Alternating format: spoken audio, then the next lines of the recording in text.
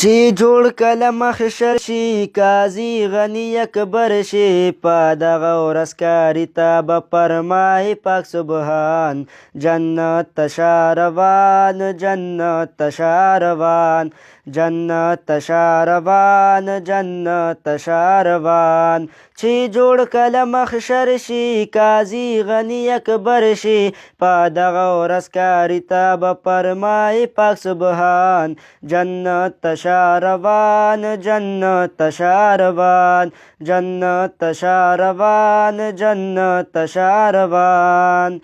دا ورځ به د قیامت وي ډېر سخت به عدالت وي کاری صاحب ته ګوره چې څومره بې عزت وي هر خوا ته به جړا وي کاری به په خندا وي روان به شي جنت ته تلاوت سره ګویان جنت ته شا روان جنت ته شا روان جنت ته شا روان جنت ته شا روان چې جوړ کله محشر شي قاضي غني اکبر شي په دغه ورځ کاري ته به فرمایي پاک سبحان جنت ته شا روان جنت ته شا روان جنت ته شا روان جنت ته شا روان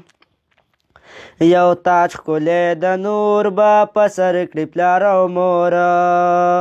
یو تاج ښکلی د نور به په سر کړي پلار او مور دروغ نه دي رښتیا دي په حکم د غفور عزت چې د کاري دی فرمان د پاک نبي دی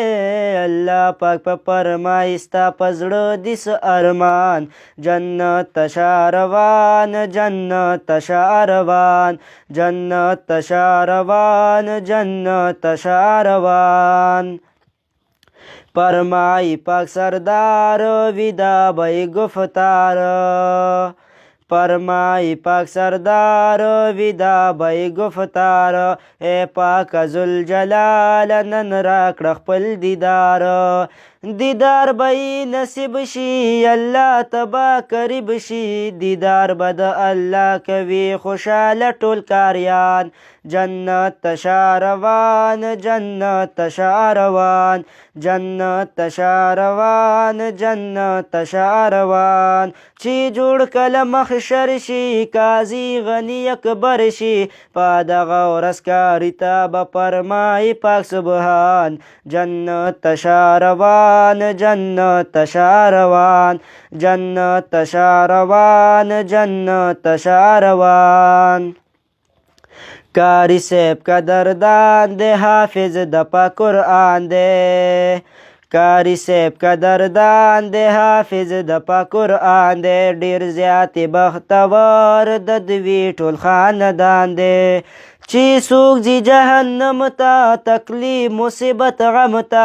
الله به ورته وی د دینه بوزه لس کسان جنت ته شا روان جنت ته شا روان جنت ته شا روان جنت ته شا روان چې جوړ کله محشر شي قاضي غني اکبر شي په دغه ورځ کاري ته به فرمایي پاک سبحان جنت ته شا روان جنت ته شا روان جنت ته شا روان جنت ته شا روان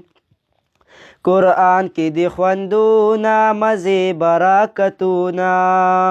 قرآن کې دی خوندونه مزې برکتونه غافله ګورې نشي د رب کوه ذکرونه که غواړې جنتونه کوه تلاوتونه زبیر احمد سایل لیکلی تا ته دا بیان جنت ته شا روان جنت ته شا روان جنت ته شا روان جنت ته شا روان چې جوړ کله محشر شي قاضي غني اکبر شي په دغه ورځ کاري ته به فرمایي پاک سبحان جنت ته شا روان جنت ته شا روان جنت ته شا روان جنت ته شا روان